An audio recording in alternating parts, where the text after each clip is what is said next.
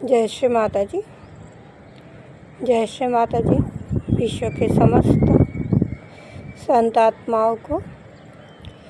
आत्माओं के अंदर विराजित गौरी कुंडलिनी माँ को शत शत कोटि कोटि बारंबार प्रणाम है।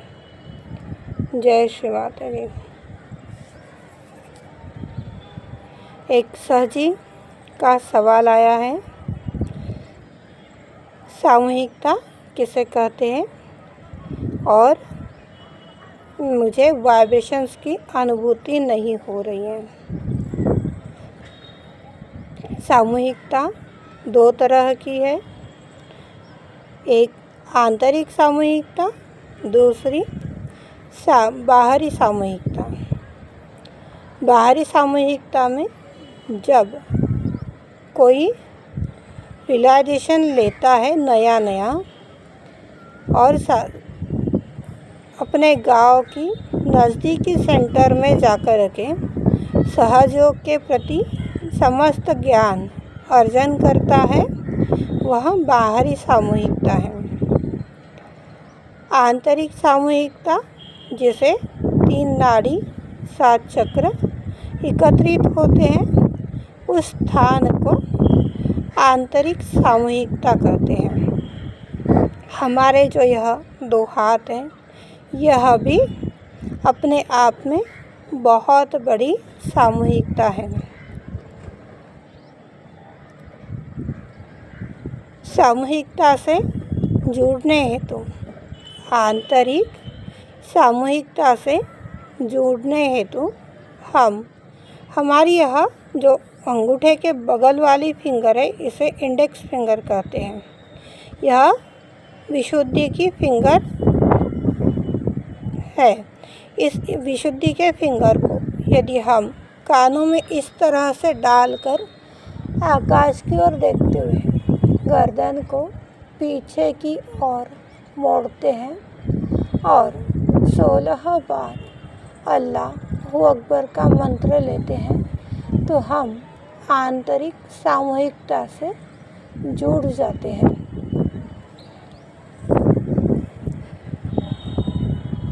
आंतरिक सामूहिकता से जुड़ने के पश्चात हम जो भी कार्य करते हैं वह फलित होते हैं। हमारी समस्त इच्छाएं, हमारे समस्त कार्य, हमारे समस्त धर्म पूर्ण रूप से जागृत होते हैं। जिन किसी भाई बहनों को हाथों में, तालू भाग में वाइब्रेशंस की अनुभूति नहीं हो रही है, तो मान लीजिए कि हमारा यह विशुद्धि चक्र असंतुलित है।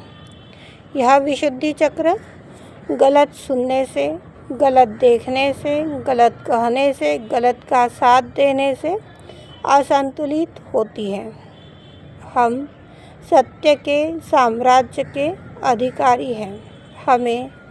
हम सब की माँ निर्मल ने, कलयुग के अवतार ने चुना है, एक उत्तम का यंत्र बनाया है।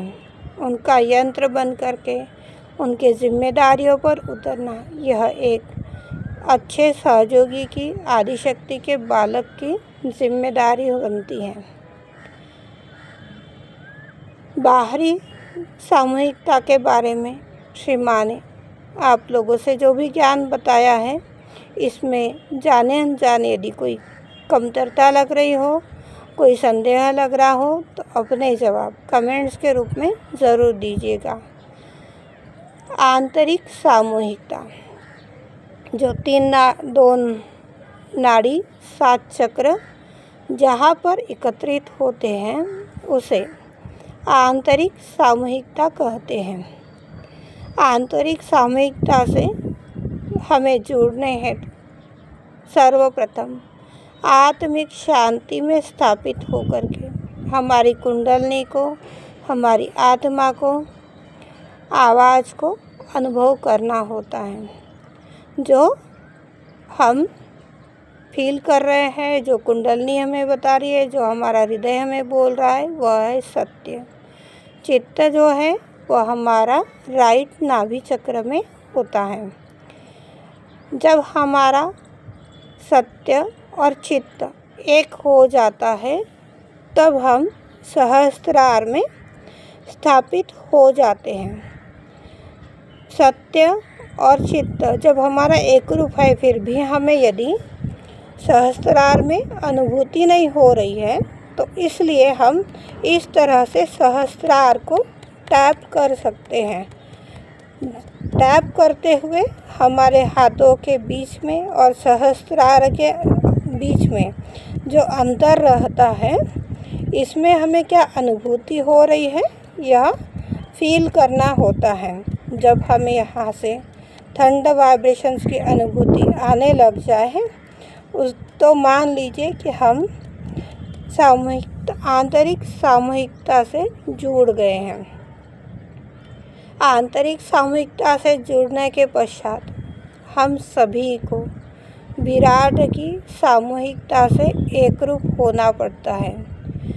यहाँ पर जो हमारा कृष्ण का स्थान है यही कृष्ण का शक्तिपीठ यहाँ पर है।